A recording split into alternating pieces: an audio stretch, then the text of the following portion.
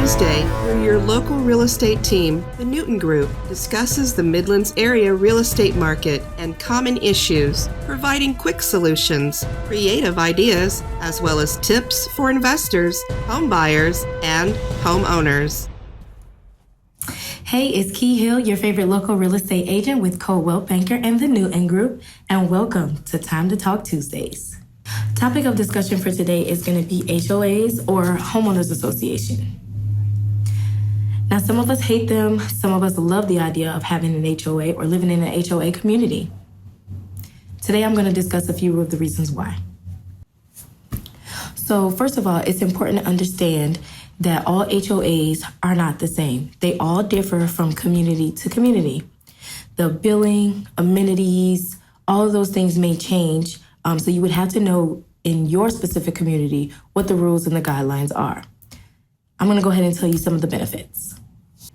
First up are amenities.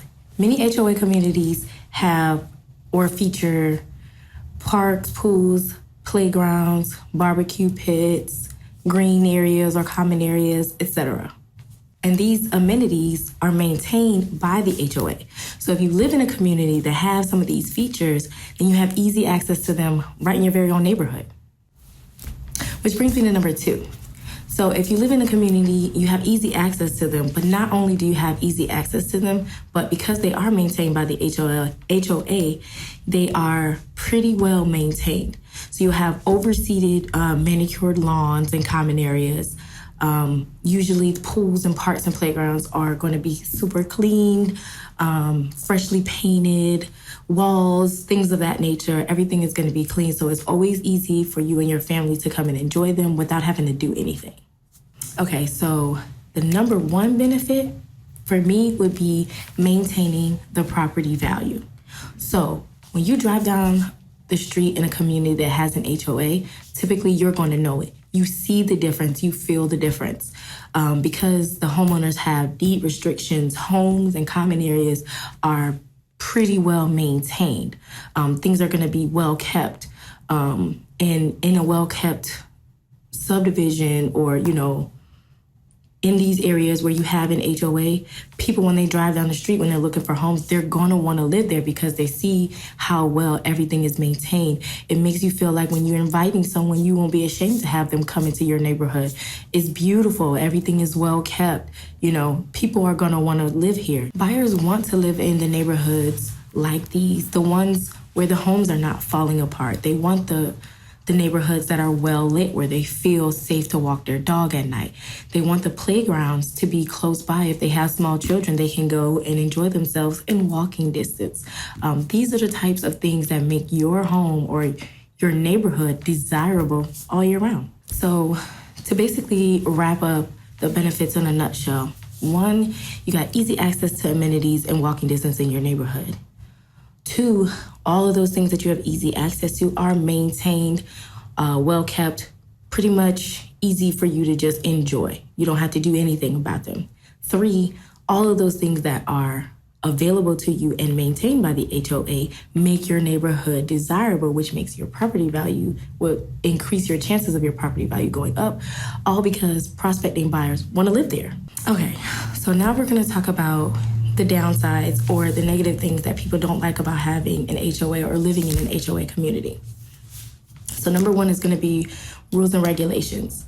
So of course that community is going to have things that they have to maintain to regulate everything. Those things can include the types of doors and windows you can have, the color of your shutters or what colors you can paint your door, what you can have in your front yard, where your fencing could be. Some of those things can be really constrictive to a person who has a lot of creativity, or they want to do things that isn't exactly what the neighborhood looks like, so it may stifle that. But those are some of the things that, help maintain the value in that neighborhood, or what the HOA believes will help maintain the property values in that neighborhood. Some people don't like being told what to do. They don't want to be stifled or put in a box. And the HOA can even get down to telling you how many vehicles you can have parked in your neighborhood. And if you go against those rules and do whatever you like, it can result in a fine. So obviously that's one of the big ones where, one of the reasons why people don't like HOAs. So another one of the big things is not only could you receive a fine for, going against the community rules and regulations, but there is also a monthly fee or a yearly fee when it comes down to the HOA.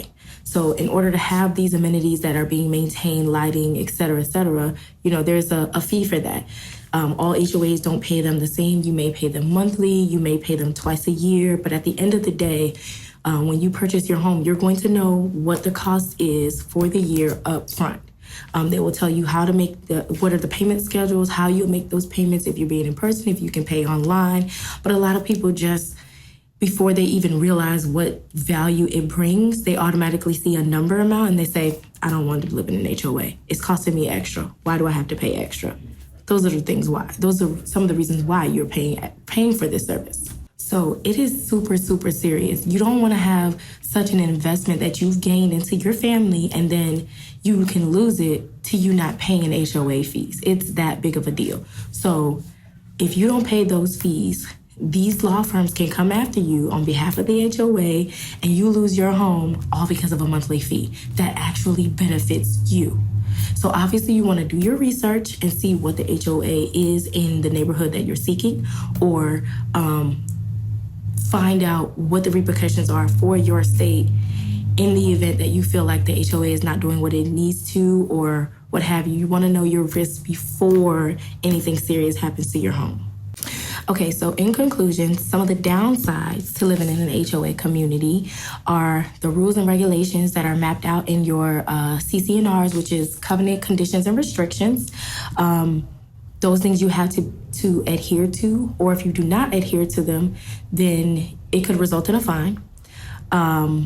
And most importantly, failure to comply with the HOA assessments could result in you losing your home. So those are some serious things to consider.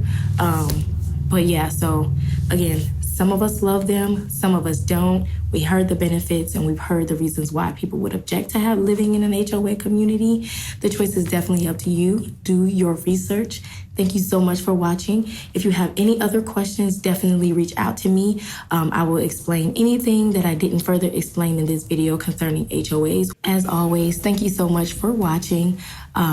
If there is anything that I can assist you with in the future, real estate wise, or if you had any further questions about the HOA or maybe even the HOA in your community, I would be happy to assist you. Whether you're here in South Carolina or in another state, I am always here to help.